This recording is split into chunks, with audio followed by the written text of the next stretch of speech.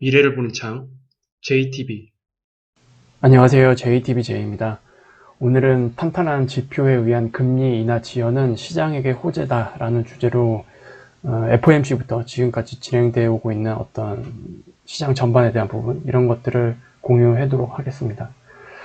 일단 FOMC부터 좀 짚어볼 부분이 있긴 한데, 핵심 포인트는 제가 그때 프리뷰 시간에 다 언급을 했었죠. 그런데 그 언급했던 이야기들이 다 나왔어요. 그래서 저는 이번 FOMC 같은 경우에는 매파적이다라고는 받아들이지 않았습니다. 여기서 우리가 주목해야 될 부분이 있긴 한데, 그리고 이게 아마 지금 현재 돌아가고 있는 상황이랑 굉장히 밀접한 관련이 있거든요. 어떤 부분이냐? 파월이 기자회견을 할 때 우리는 경기 둔화를 기다리는 것이 아니라 균형을 맞추려고 하고 있다. 이렇게 이야기를 했고, 마찬가지로 고용도 둔화하는 것을 기다리지 않는다. 다만 약세가 보인다면 금리 인하에 그냥 나설 것이다.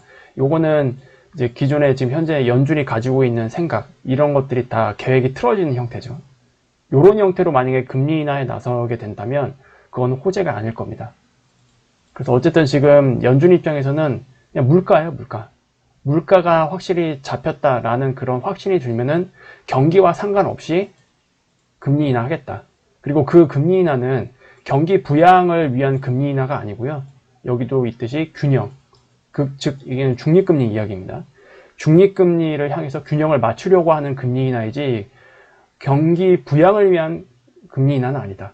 이렇게 보시면 될 것 같습니다. 만약에 경기 부양을 위한 금리 인하라고 한다면 그거는 좋은 금리 인하가 아니라는 거, 여러분들이 꼭 그 부분을 아셨으면 좋겠습니다. 일단 탄탄한 경제 지표가 지금 계속 나오고 있습니다. FOMC 이후로 ISM 제조 지표부터, 그리고 소비 지표, 이런 것들이 굉장히 잘 나오고 있는데, 이것 때문에 지금 최근 파월 연설도 3월 금리 인하에 대해서는 계속 선을 긋고 있죠. 근데 이런 것들이 악재일 거냐? 전혀 그렇지 않다라는 얘기입니다. 이런 이유 때문에 금리 인하가 뒤로 밀리는 것은 굉장히 큰 호재예요. 일단 기본적으로 탄탄한 경제 지표 때문에 금리 인하가 밀린다는 얘기는 기업 실적 관점에서 굉장히 좋은 거죠. 왜냐하면 탄탄한 경제 지표가 유지되고 있다 보니까 실적이 무너질 위험, 그런 것들이 없는 거죠. 그러니까 하방에 대한 리스크가 없다는 얘기입니다. 지금 상황에서는. 그러니까 이건 좋은 거죠. 근데 경제 지표가 막 둔화되고 뭔가 좀 약간 안 좋아지면서 금리 인하를 해야 되는 상황이 오게 되면은 그거는 이제 결과적으로 기업들의 어떤 실적을 걱정해야 되는 상황으로 결국에는 넘어갈 거거든요. 그거는 결코 좋은 금리 인하가 아닐 겁니다.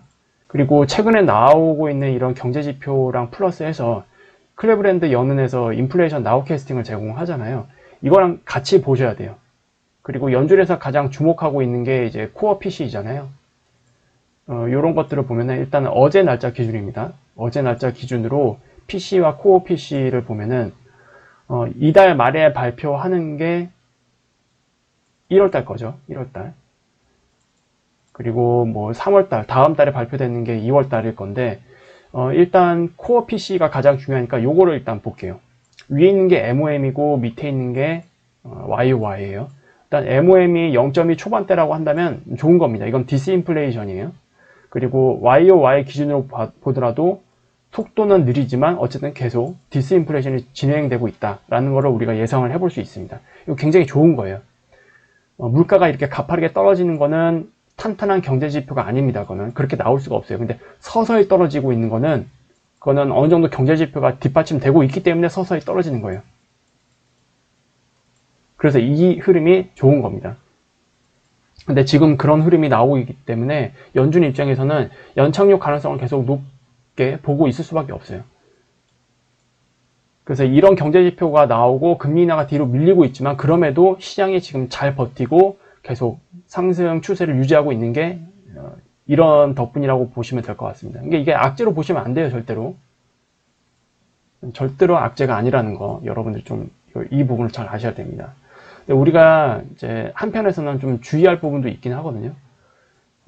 이번 뉴욕 지역은행 쪽에서도 이제 문제가 발생이 됐고, 실제로 어떤 문제를 대비하기 위해서 엄청난 대손 충당금 이런 거를 이제 쌓고 있는 그런 모습이 관찰되고 있는데, 결국에는 이 상업용 부동산이 이제 뉴욕 지역은행뿐만이 아니고 다른 지역은행까지 뭔가 충격을 줄 수 있을 만한 그런 시점은 결국 저는 온다라고 보고 있거든요.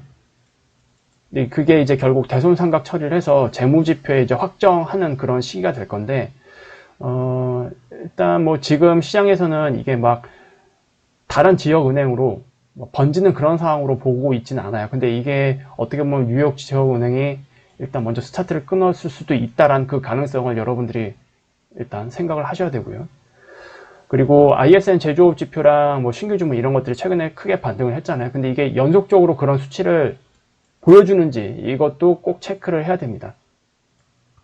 그리고 실업수당 처분 건수가 가파르게 반등을 하고 있죠. 절대적인 수준은 아직 고용시장이 탄탄한 수준이긴 한데 어쨌든 추세 자체는 가파르게 반등 중에 있다. 그리고 지금 AI가 굉장히 발전 속도가 굉장히 빠른데 이게 1차적으로 화이트 칼라 해고를 계속 부추기고 있거든요. 그리고 지금 대부분 빅테크 기업들, 삼성전자도 포함입니다. 제조업 시설에 지금 로봇을 계속 투입을 하고 있잖아요. 그런 이제 자동화, 이런 시스템 만들기 위해서 계속 자본을 투입을 하고 있는데, 결과적으로 화이트 칼라가 아니라 블루 칼라까지 영향을 받을 시기는 이것도 올 수밖에 없습니다. 그리고 그게 아마 서비스 경기랑 둔화되는 시점이랑 중첩될 가능성이 있거든요. 그리고 특히 서비스 경기가 둔화되면은 우리가 예상하지 못하는 수준으로 고용시장이 급격히 악화될 가능성이 있기 때문에 이런 부분들은 우리가 조심해야 됩니다. 여기에 하나 더 중요한 게 뭐냐면, 과거 사례를 보면은 서비스 경기가 둔화됐다, 이걸 확인하는 시점은 투자자 입장에서 이미 늦은 거예요. 이건 이미 늦었습니다.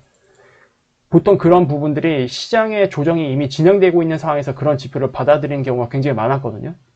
이건 뭘 의미를 하냐면, 지표를 확인하고 대응하면 늦는다는 뜻입니다. 즉 고점은 언제 나온다? 상황이 매우 좋을 때, 과열 구간에서 고점이 나오는 것이지 이런 경기 둔화 지표가 확인하는 시점에 나오는 게 아닙니다. 이건 이미 늦었어요. 그래서 상황이 항상 좋을 때, 그리고 그 좋은 상황이 과열 구간이랑 겹칠 때, 그 구간에서는 조심해야 된다는 게 일단 굉장히 중요한 부분이고요. 그리고 특히 저 같은 경우에는 2024년, 2025년 굉장히 변동성이 큰 기간이 될 가능성을 굉장히 높게 보고 있어요. 이 기간을.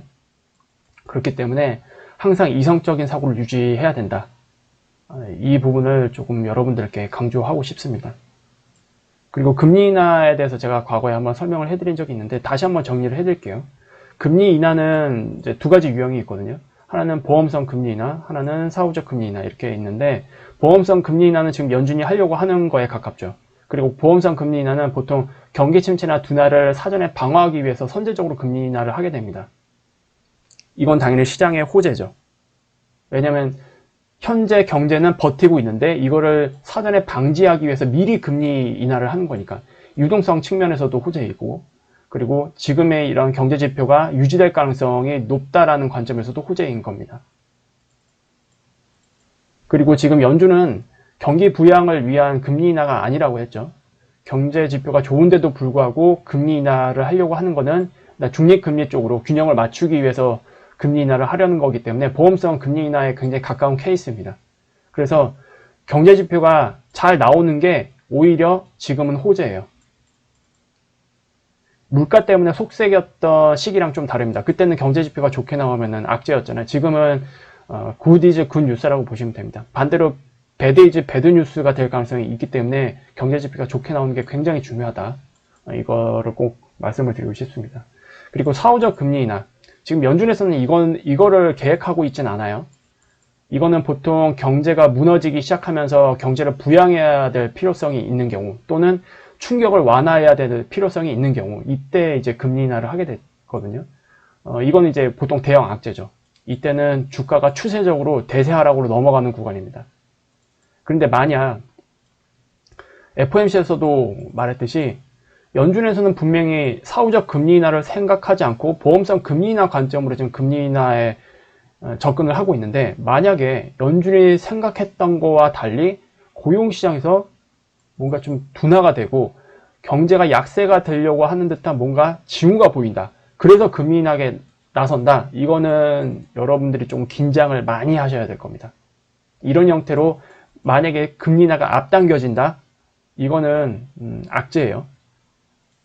그렇기 때문에 이런 형태의 금리 인하에 나서게 되면 반드시 긴장을 해야 된다는 거. 오히려 그걸 반기시면 안 됩니다.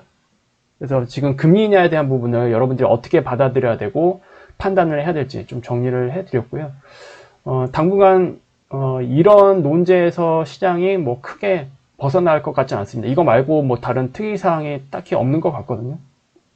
그래서 아마 상반기 때는 이런 형식으로 진행될 것 같고,